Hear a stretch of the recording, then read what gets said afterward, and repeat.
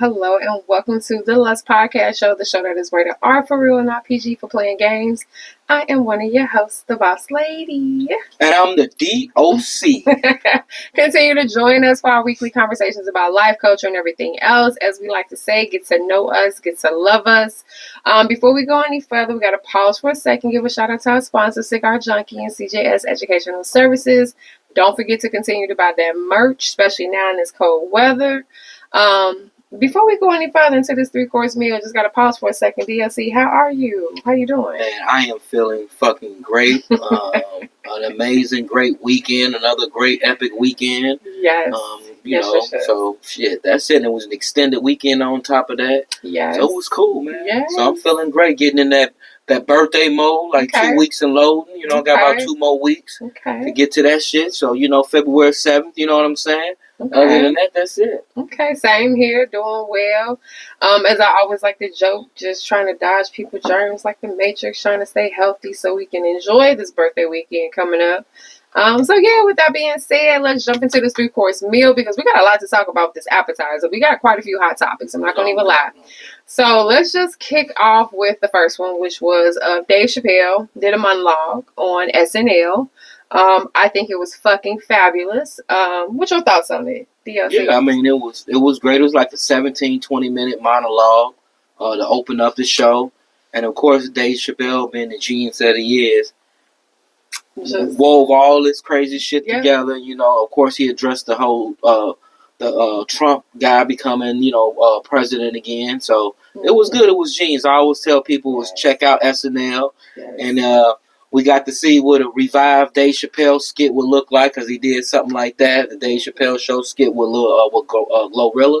So check it out. Yeah, it was good. All I can say is it was good. I just love the way he ended, which is just pretty much just saying Trump do better. And I love the way he ended it that. Not being controversy. Just saying what a lot of us really are thinking right now, which is, Trump, we just want you to do better. So, that's it. Moving on to our next hot topic. So, and I feel like all these topics, we talking about this dude, and I'm giving a disclaimer real quick, because we don't usually give this dude time on our show, but I feel like we got to address these issues. Next thing, TikTok shutting down. I mean, people were going crazy for a good 24 hours. I mean, our kids were even going crazy. Well, I wouldn't say kids, but what was your thoughts on that? Now, I personally don't use TikTok. I've made one post with TikTok. I do have a TikTok account, but I've made one post. Cigar Junkies. It's a lot for me. But we do use it to promote and market the show. Right. But we're not avid users of it. Yeah. So, of course, I didn't get it when they shut it down. Maybe I would have felt that way if they say shut down Facebook. Cause you would cry. That's the app that I use. Yeah. But yeah, man. It was crazy though to see. It was crazy how people. I didn't realize how many motherfuckers make money off of that shit. It's a money maker. My thing is, informative. I'm not discussing, debating whether it's good or not. I was just amazed on how many people make money, and so it just goes to show you a couple things that you always need to have. Different multiple forms of income, especially if you're into something that's that volatile. The other thing, we really don't have any freedom of speech or anything. The government can come and shut it down. I was just wondering, like, how the fuck do they shut some shit down like that? You know what I'm saying? How the fuck do they shut some shit down like that, dude? Is it a motherfucker who puts a button, type in the code? That's just crazy. A TikTok person that they can block shit. So that just lets you guys know. If they wanted to, say we would have a revolution or something, they could shut down Facebook. They could. They could shut that shit down. So that's a fact. They can shut down whatever they want. But just like that. Just like that. I mean, well, the thing is, they have been saying that this was gonna happen. They literally had called it out like weeks ago. So it wasn't like people didn't know. I think the thing was shocking was that people didn't think that it was actually gonna happen. Big Brother is real. So I think people got a taste of what it's like if the government wanted to shut something down. All because the Chinese won't sell that motherfucker app. Because the app is worth more than Facebook, Instagram, all that shit combined. So it's all about money at the end of the day. So, hey, I'm glad that it's back up. Again, I'm not an avid user. I do post for our show, and I had to learn. The little bit of posting I do for the show on TikTok, I had to actually learn. My daughter's a TikTok's fucking celebrity. Yes, but we're not like this. So, hey, it's back on. Hope everybody happy. Go back to making your money. Go back to making your cooking videos. All of the above. I do like TikTok Shop. I ain't gonna even lie. I done bought some good stuff on TikTok Shop. Next hot that cooking topic. With Kaya off TikTok. Next hot topic. We're not going to even talk about cooking with Kaya because I tell you like this, and not on a tangent, but I do like the fact that she cooked.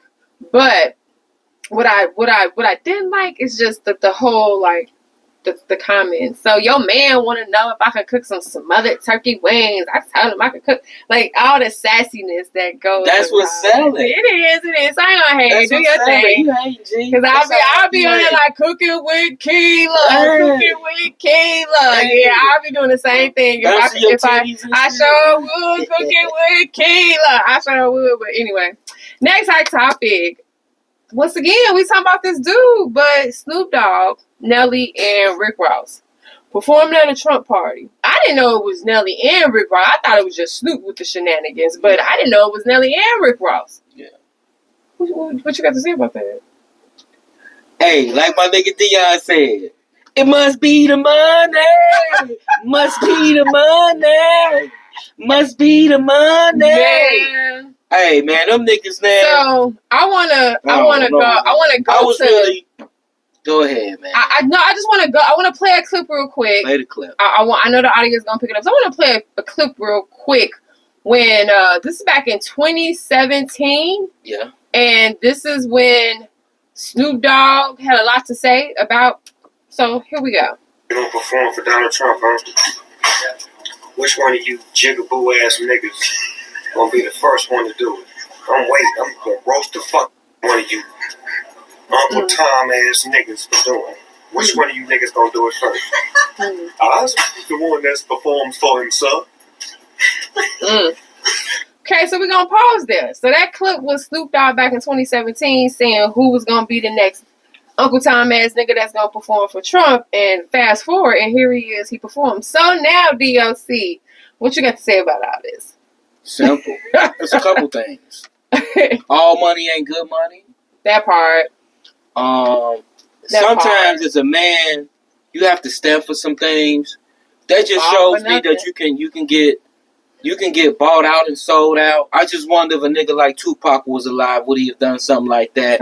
But question. Snoop sold out. You know, I'm a huge Snoop Dogg. That's one of my top 5 artists. Yeah. People know that about me. I go to all the concerts. I've met Snoop a couple times.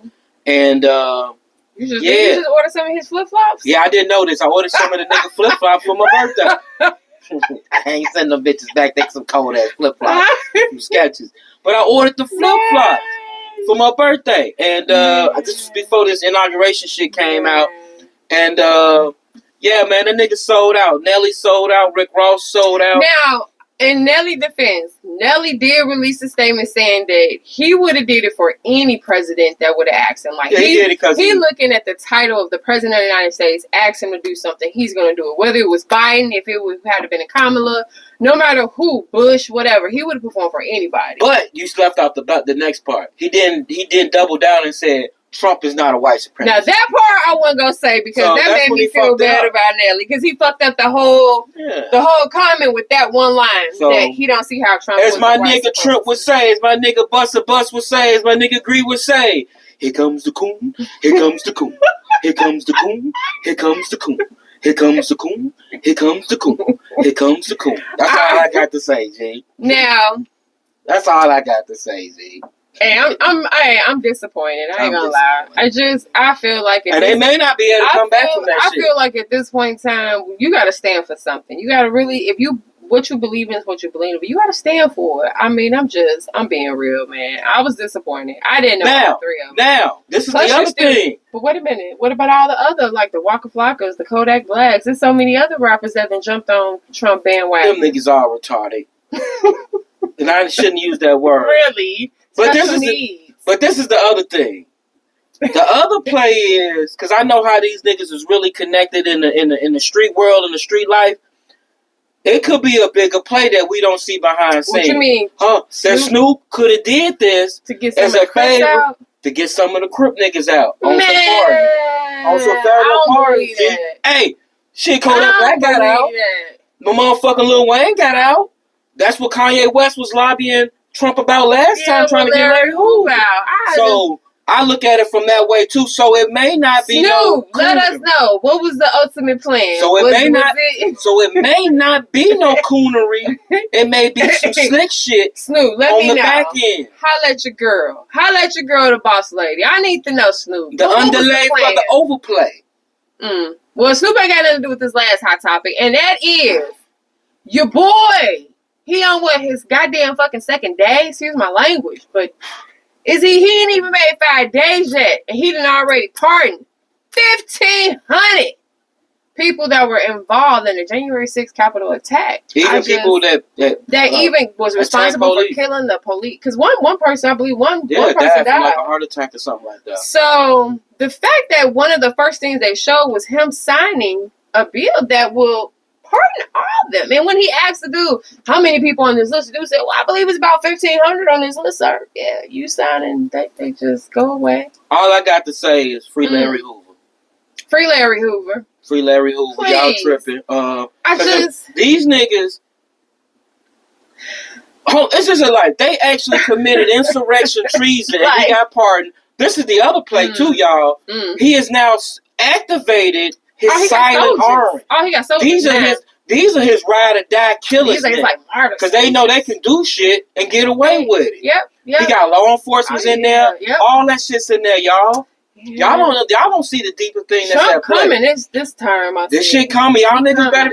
I've been telling y'all for years. Y'all think this shit is a game. In other countries, this shit is not a game, and y'all niggas better stop thinking it's a fucking game. That's all I got to say. Educate yourself. Prepare yourself. That was really a hot topic. Yes, it was, man. This shit is real life. This is the real deal. Let us cool back down. I'm cool, baby. I'm always cool, calm, and collected. You know what I'm saying? Get the tea out of our system. No, you need that though. All that, that's nice shit. That shit gonna always lose. Here we go. I'm just saying. We was literally talking about this earlier today. Even Martin Luther King had a 45 in his house. Run up on that nigga if you want to. You gonna catch one of them hot ones. Well, hot topic. How y'all feel? Tell us in the comments. I'm being real honest. Tell us in the comments how y'all feel about any of this. Trump pardoning people, TikTok shutting down, Dave Chappelle and what he said. Just tell us how y'all feel about this. He deporting all you motherfuckers who voted for him. We said we weren't talking about this. Yeah, they all getting deported. so the shit is for real. I'm not getting deported. All my people are native-born citizens. So, I'm just saying. Hot topic today. We coming in hot. Hot than a motherfucker. You know Second episode of season 4. And he coming in hot. Draco. You know how the little niggas say, I got my glizzy, whatever them young niggas say. Man, so, now that we to cool back down, let us get back to what we're here for, which is chapter 11 of our 20-chapter book of game. I can't even believe I'm saying that we're on chapter 11, but we are actually on chapter 11. And chapter 11 is titled, Being Unapologetically You. Not that this is any type of little shortcut to happiness, or peace, or fulfillment, anything like this, but this is one of the things that the D.O.C. always say. And he's been saying this and coining this phrase for a long time, and he would always say that the problem with a lot of people is that they don't know how to be unapologetically themselves. So I wanted to just pause for a second and kind of talk about that, because I think that if you're not unapologetically you can't bring your better half to what we call relationship or whatever. But I wanted to read this quote real quick. I want to read this little quote. And it says, the world doesn't need... Who's the quote from? I didn't do all that. So you just had to see. Yeah, I ain't gonna lie. I need to know. It could be from Adolf Hitler for all we know. It's not from Adolf Hitler. But the quote, the world doesn't need a copy of someone else. It needs the unapologetic, unique, vibrant version of you. So go out there and shine. Go out there and shine, young brother. I don't need to be told that. I'm the one that made the motherfucking philosophy up. So before we get started with anything, I want to ask copy off of me. I want to ask D.O.C. What does it mean to be unapologetically you? What are the steps to getting to that point where you in what context? In the relationship, any context? Any context. Whether you want to talk about just being, I do want you to talk about relationship and just being you as a person. If you want to focus on those two things, but I mean, just unapologetically you is meaning you embracing not only the good but also the weaknesses within yourself. Everybody knows that they know what they're really strong at. Then people know their weaknesses as well. Mm-hmm. Now, that does not mean that you have to publicly disclose those weaknesses to everybody. Mm. Those are the things that you, as a person, if you want to become a better version of yourself, like I always tell people, you want to engage in the Mamba mentality, meaning that you become a better version of yourself every day. You have to challenge yourself and do things to improve yourself. So if you know you need to work on anger, if you know you need to work on time management, work on better savings, the only way you do that, you have to look within yourself, understand you have these flaws, and then begin to fix those things. You know, all that whole thing. Now, I'm not gonna get into the church thing, but I'm just gonna pray on it. All right, whatever. You need to put some action behind that shit. All right, so you pray on it, but you need to pray and put some more action behind it. Pray that God give you strength to get more action behind that shit. That's what you need to do. But unapologetically yourself in a relationship is like telling the person, this is who I am, not only the good, but also the bad. These are the flaws. These are some of the things. Like, for example, when I come in a relationship, I tell the woman, these are certain things I like, don't like. And I'm not saying you either take them or leave them, but this is who I am. All right? Take them or leave them. No, it's not take them or leave them, but this is who I am. And I don't want you to discover 2-3 years down the line that I smoke weed. I know motherfuckers who didn't know that they spouses was into weed and shit like that. And then it causes problems in a relationship. Or that you like certain things in a relationship. And they know you like porn. But whatever it is that you are yourself, that these are the things that you like, but you're working on the things that are fucked up too about yourself. So, and I want you to embrace all of me, the human side of me. Okay. That's what I mean by being unapologetically yourself. And I think a lot of people in relationships be lying. They be lying to themselves and they be lying to that person too. So if I could chime in on what I also think, because I think that's a great response. I also think that being unapologetically you is also owning your imperfections. I think I think exactly what you just said. Just summarize. Just owning your imperfections. She just said it in a clean way. Exactly. So, because you have some people with what you may say may go over their head. So I'm just saying, owning your perfection. To me, I also think that being unapologetically you also means that you should stop apologizing for being you. Say it again. I'm gonna say this because I tell you this, y'all. In the last couple of years, I'm not gonna lie, it's like I've had a sense of enlightenment about life and things of that nature, including myself. And at this age, and I'm not gonna say my age, but I'm in my 40s, and I tell you this. One of the things that I have stopped doing is apologizing for being who I am. If you don't like my quirkiness, my whatever it is, oh fucking well. Don't be around me. Don't come around me. Don't talk to me. Don't entertain me. Whatever it is, you stay you, I stay me. But I'm going to stop apologizing for being who I am. No doubt. As you should. As you should. I do. And I always tell you that. You know what I'm saying? I embrace, like, for example... I embrace the clean parts of myself and what some people may consider the dirty parts. What I mean by that, I embrace the fact that I came from the projects, came from the streets, came from the gutter, literally from nothing, man. We have absolutely fucking nothing. I ain't gonna lie, you are like, a person who... Like, I embrace that shit. You embrace it, you really do it. You ain't telling nigga in a minute. Like, and I've gotten the chance to see the other side of life and been blessed, but I embrace that other side. And not only embrace it, it's not like I hang out with some of the homies that I grew up with. I don't disown none of that shit. Yeah, I embrace all of that. Like I tell somebody, I'm not afraid of poor black people. There's not a hood in the United States that I'm not afraid to go into. And she'll tell you that I done been in some dicey places that I probably shouldn't have fucking been in. Yeah. But I'm not afraid because I'm not afraid of poor black people because that's what I came from. So I know how they move. I understand the rules and regulations and shit like that. And I've never had a problem because I've always approached that situation with the utmost respect. So, I like that. Yeah.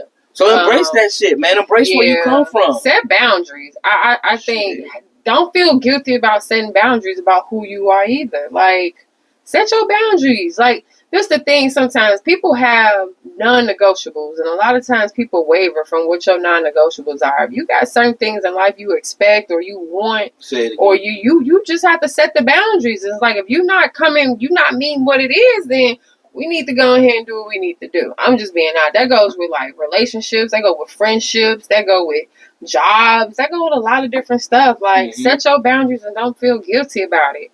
I want to ask you this question. Because when you talked about, one of the things you said is that you embrace, your coming up in the projects and things of that nature. And to some people, that type of upbringing can make you seem to be harsh or hard or this.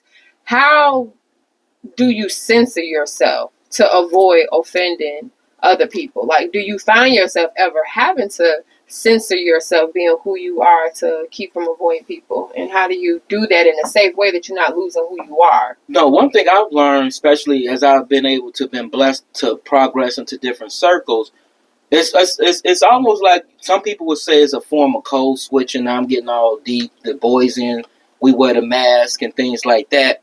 But it's almost like and I don't even call it code switching. You understand who your audience is. And so the way this audience, even if this may be an older black audience, may be different than the way you talk to a younger black audience. So it doesn't even have to necessarily be race related. It could be just different generations and things like that. So and as you progress and you grow in life, you learn how to, what I'm saying, and these folks is not going to resonate with these folks because I'm still trying to get the same message across and things like that. But then sometimes I'm a person, and this is one of the things that makes me unique in some of the corporate spaces I've been able to navigate. I blend a lot of my realities and things that I have into the corporate world. I ain't going to lie. And it's been very successful. Sometimes you can't hide from it. Exactly. Some of the way that you operate in the street is no different than with the way you operate in corporate America. You treat people with respect. You follow up with people. You're a man of your word. You believe in customer service. That's the same shit in the street as it is in corporate America. So a lot of those things go back and forth. The only thing you don't do is run up on a motherfucker in the corporate world if you have a motherfucking problem with it. That's true. But in the corporate world, you learn how to run up on a nigga in a different type of way. Yeah, you do. And those are the ways that I've learned how to do those things. The policies and procedures. I ain't gonna lie. I haven't had a problem with, of course, there's tons of racism, but I haven't had a problem in some of them spaces the way that some people do. But yes. Okay. And obviously you don't have a problem. And that's because you are unapologetically yourself. That's what I was just about to say. Do you ever find that there's obstacles for people finding their true authentic self? What I mean is, like, sometimes people have like a fear of rejection. Sometimes people be afraid of criticism. What advice do you have for a person that want to be accepted? Ooh. People go for likes. You want to be liked by everybody. And that's the social media world. You want to be liked. I'm not. One thing I've learned about being a leader, and you learn this very quickly, is that you cannot please everybody. And the moment that you understand that, you're going to be an effective leader. Because no matter what you do, there's going to be a decision that somebody's not going to like. And you can't lead because of this one decision that pisses off this person. You have to lead what you think is the best decision at the right time. And that's what you have to do.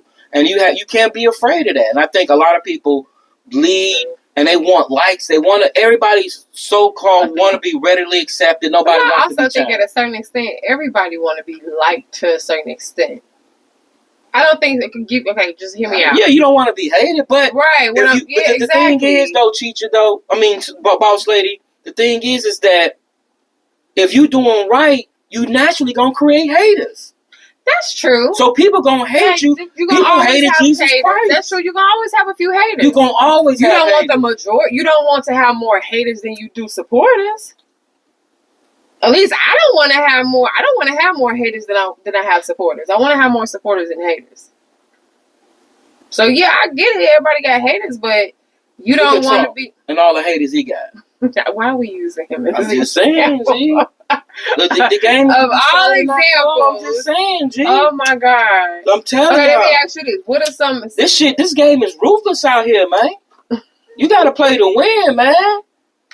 The winners and the motherfuckers, all the good guys is coming in last. Them niggas coming in last. You gotta have a killer instinct out here. All that kumbaya shit. I'm just saying, G. I'm keeping it real. All that kumbaya shit don't work. Man, how do you build? I can never say this word, but how do you build resilience? I think part of it is in you. You got to have something in you to begin Okay, with. let me rephrase this. For people who you like to call weak-minded and feeble-minded and things of that nature, how can a person that don't have it in them, how can they build resilience? Well, you can't unlame a lame. You know what? I'm just saying. So, You know. If a nigga got a losing instinct, I can't turn it. It's hard to turn that nigga into a winner now. I done been coaching some motherfuckers and look, Johnny, you just ain't got it. Go sit your ass over there. You gonna tell Johnny go sit in the corner? I would tell, shout out to my other coach, Gree, my cousin. We'll tell kids in a minute, this ain't for you. You may want to take up soccer or tennis. Sports where there's no team involved, golf, something like that. You know what I'm saying? This ain't for you. You know what? We done told people that. I say this. I think. But building up resiliency. I think you have to go through sometimes. You just got to go through life to build. I'm just being on the real. Let's go back to a Mamba mentality. Kobe Bryant. You just got to every day find out what your weaknesses are. Of course, you're going to work on your strengths and get better and better. But you got to be willing to put in the work every day to get better against all of the odds and obstacles. That's true. And that's what I did. I grew up in the projects. True. I knew at an early age that my short ass was not going to be playing football or basketball. But you never the one nobody bring up your height. And I love music, but I wasn't good at rapping. So I knew. I know, not the way you walk around here. I got them bars. I'm Jimmy Lowe from the 7-4. I've been what you say, what you know. Okay, I can Jim Jones a situation because that nigga can't rap. So I can Jim Jones a situation. You know what I'm saying? God. So I was around niggas that did it, so I can put together. You are not back in New York. Niggas, don't let them niggas in that corner. I be like, baby, like my album be called Gang Spitting. I wouldn't be rapping. I be spitting game. Gang spitting. It'd be called gang spitting. Give me a little piece real quick. Gang spitting. Yeah, give me a little verse. Rated R. Yeah. What do you mean? Give me a little verse off the down. Rated R for real and not PG for playing games. You know what I'm saying? What you mean? Why you hating your bitches contemplating? Get with a 6'6" deuce nigga, 6'2" nigga, boy, go get figure. You know what I'm saying? I got that shit fire. You know what? I don't even know why I asked.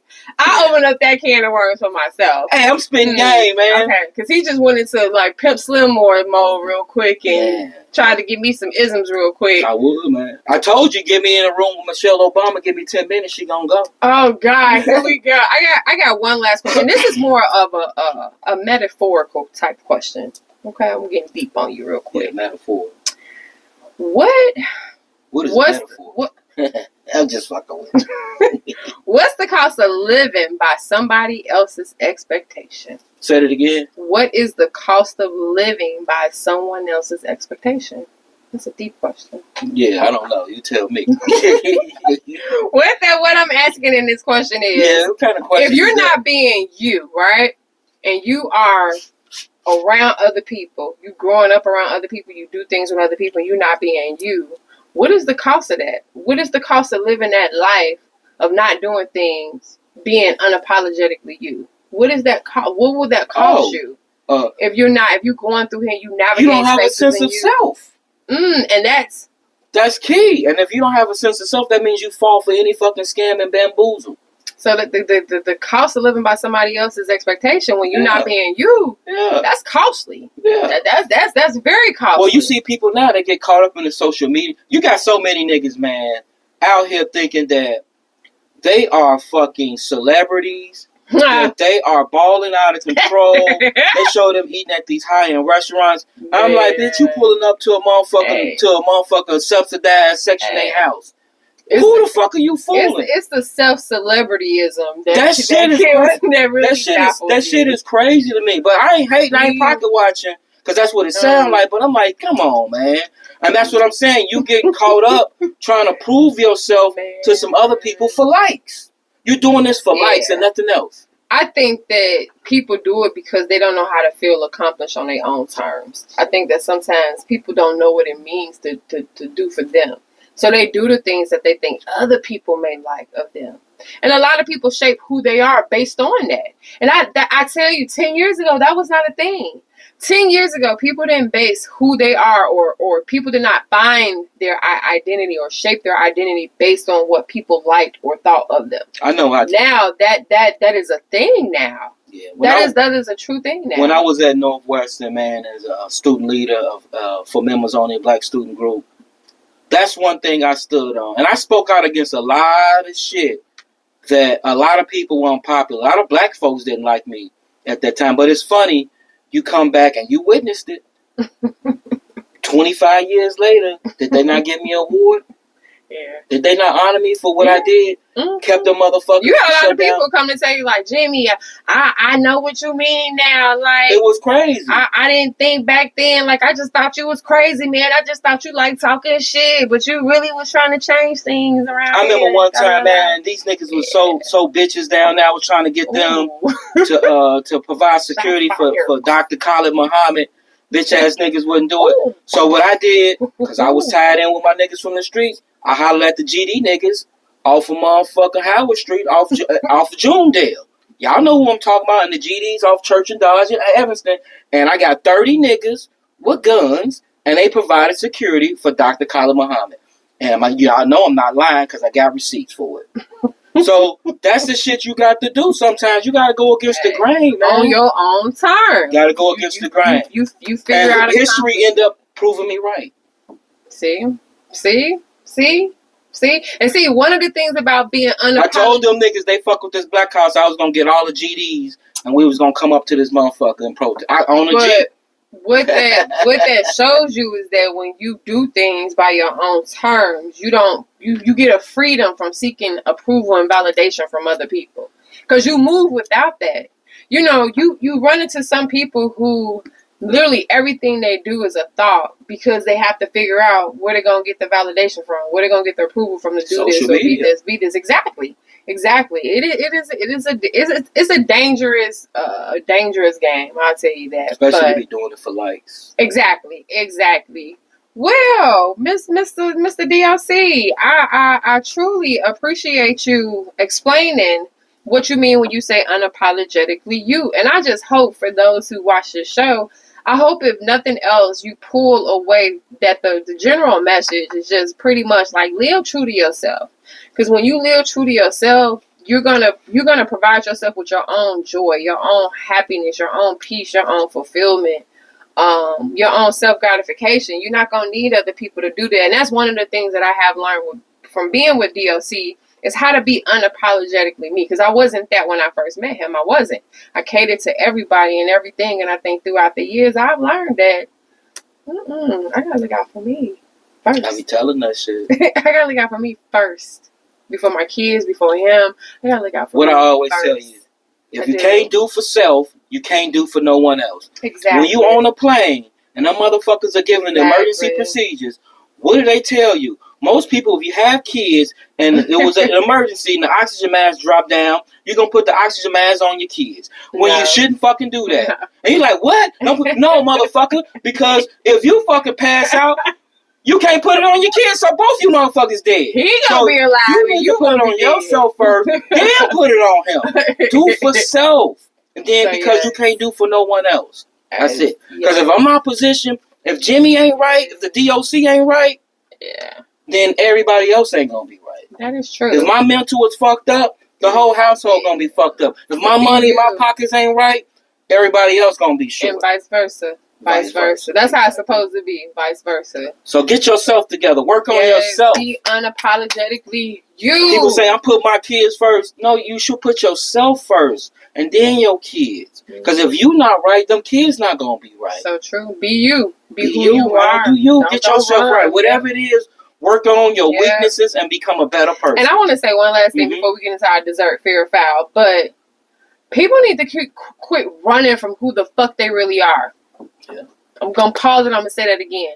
People need to stop running from who they really are. That is easier said than done. But don't think because you create a new identity for yourself or you create a new identity that means that you are a new person. Exactly. We still know who you are still the same greedy motherfuckers that they were. But just because you put on a different face, you put different makeup on today, don't mean you're a different person. So just keep that in mind. Dessert, fair or foul. You know how this works. Give you quick topics. You like it fair, you don't foul. First thing, because I'm getting tired of this. Tipping at 20% minimum. Even when you suck. Fair or foul. I already know what you're going to say, man. I'm a good tipper. So you know that. The service got to be good. But I don't tip bad service. I give 15% if it's bad. You tip 15 when it's shitty service. But I do. I mean, because people living out, but I give them at least 20% because I know niggas is depending on this money and these tip, especially if she got a nice, you know. Oh, Jesus. She got some conversation. I know. I'm more of a 15% person. Call me cheap, but jinx. But I'm a 15% person.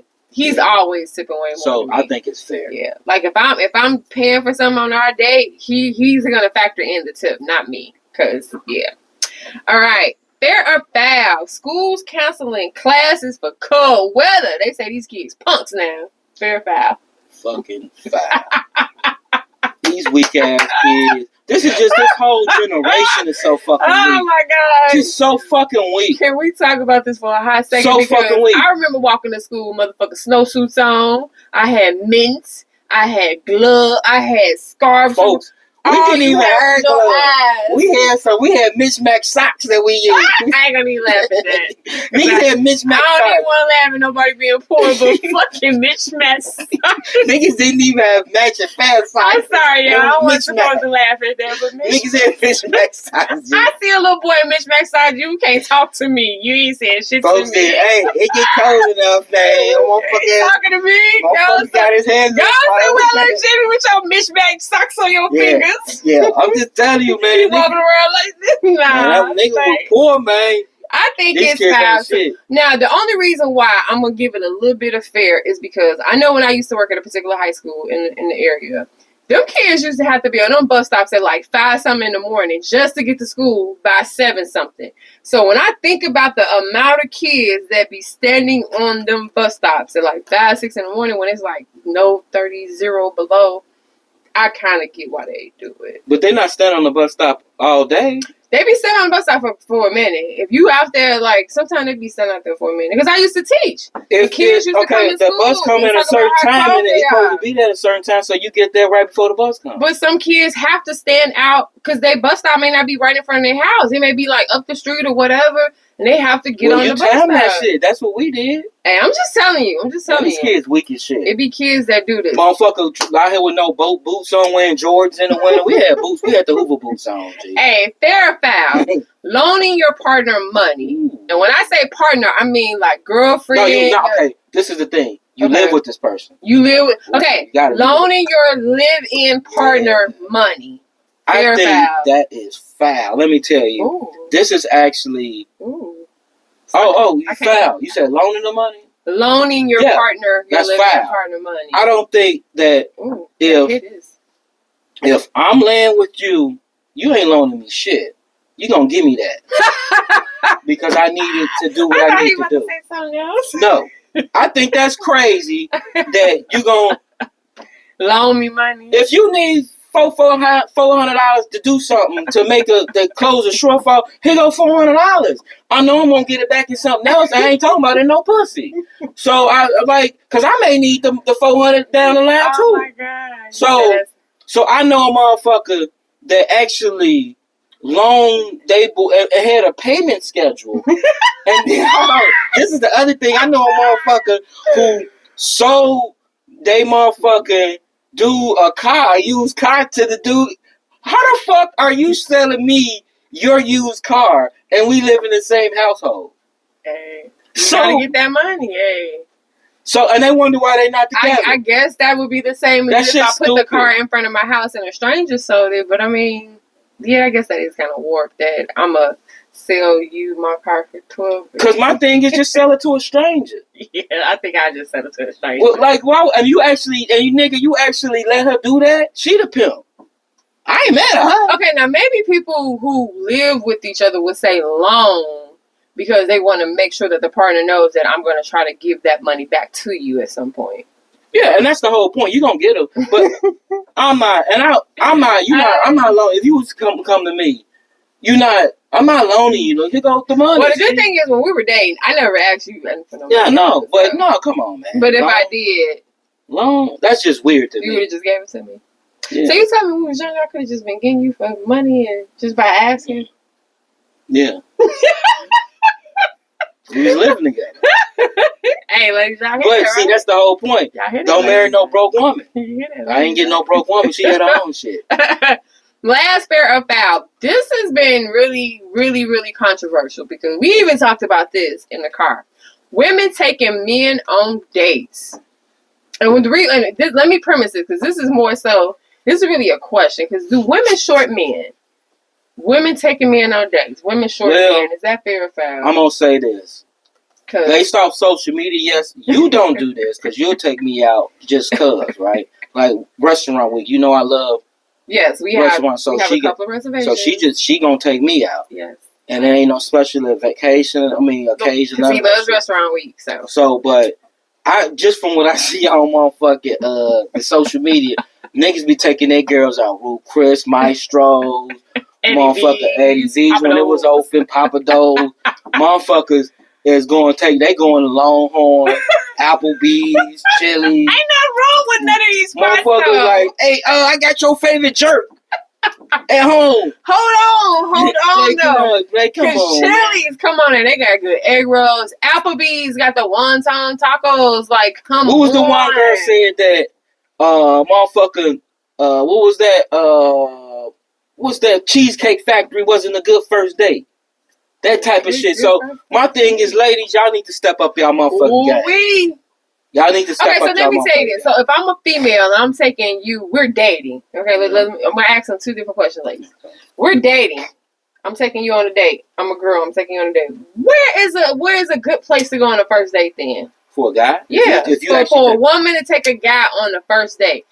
Give me some places that a girl can take a guy on the first date. Cause y'all men say I'm gonna be reasonable.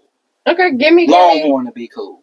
But you just cracked the joke saying Longhorn is one of the spots that the women should that'd be cool. That'd be cool. That'd be a cool first day. Because Longhorn ain't cheap. No. I don't know what you're talking about. Longhorn but it's cool and they decent. So that'd be cool. No advertisement, but that'd be a cool little restaurant. So I can't take you to Nashville Hot Chicken for a sandwich as lunch on a lunch date. I couldn't take you there. Yeah, I guess that's cool. I ain't say Long John Silver. I said Nashville Hot Chicken. Nashville Hot Chicken is like $16-$17. Come on. I can't take you there. I guess for lunch. Yeah, that's cool. I guess. So can I take you to? So I guess Cracker Barrel. I couldn't take you. I'm a cool nigga. That don't bother a nigga like me. So I couldn't take you to Cracker Barrel for dinner. I'm more so into the conversation and all that anyway. So that don't bother me. But what's a good first date for a woman to take a man? That's a good question though. Because this is the thing. What would you take me? Well, I would take you. What would be you would come up? On our first date. Just who I am, it would probably be like I have a spot in Highland that I like. My Secura Bowl. I like that because it's fresh and healthy. So I would take you there. $30, y'all. Tops is the total bill. It don't matter, nigga. Now you just saying where would I take you? I'm giving you good Asian food. You gonna get sushi. You gonna get the whole feel. You gonna get all that. You gonna get a cultural experience fucking with me on your first date to Secura Bowl. Chinese. Okay, I'll take you there. We ain't doing no Cooper's House, nothing like that. Nah, we ain't doing that. Cracker Barrel. I'll take you to Cracker Barrel. $30 again. It don't matter. It does not matter. I'll take you to Olive Garden, BJ. $40. Okay, I'll take you to Papa Do's. That's the most expensive you getting out of me for a first date if you a man. Papa Do's. That's the most expensive you getting out of me. We ain't doing no downtown. Because downtown, that involves parking. So do you expect... I got to park for you now. So do you expect dick after that? Oh, if I'm taking you to Papa Dog, definitely on Papa Dog. If day? I want it on the first day, you giving up dick, nigga. If I take you to Papa Dog. I heard that. So, hey, double standard or not. If I'm a woman and I'm taking him to Papa Dog on my first day, he gonna give me some dang at the end if I want it. That's if I want it. But I'm gonna get some thing. So women taking me on a date, you say we foul in that area. Ladies, we need to step our game up. In the comments, tell us what's some good places that a woman can take a man out to eat. Because obviously, Papa Do's and Longhorn and shit like that, Chili's, Applebee's don't fit the bar for some of these men here. Nah, you ain't doing. Yeah, he couldn't name no places to take a brother on the first date. Longhorn. What if I take you to Hooters? No. Why would you want to take me to a place to look at other women? I mean, it's about the food. But that's cool. I mean, that's showing, if that's what you want, that's showing me something else. So I'm with that too. Cause see, a real player know how to. We're not talking about we going to no poly Hooters. No, I'm just saying you may be sending me an indirect signal. We ain't talking about a Hooters and a lifestyle. I'm the type of nigga I'm gonna roll with the Hooters. I don't know what's gonna go on. Anyway, y'all, man. Women, we need to step our game up. That's all I'm gonna say. I'm gonna leave it at that. With that being said, I hope y'all enjoyed strip clubs. Take me to the strip club. That's a good first date. Oh my God, Tootsie did have some good food though.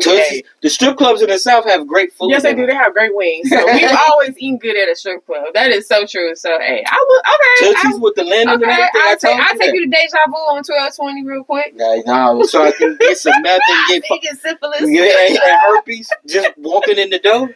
Anyway, y'all, hope y'all enjoyed chapter 11, being unapologetically you. Like D.O.C say, be you. Don't waver from that. No doubt. With that being said, hit that like, hit that subscribe, and we out of here. Peace. Be you. Don't waver. Hey, look at Trump. He's unapologetically himself. On that note. Peace out.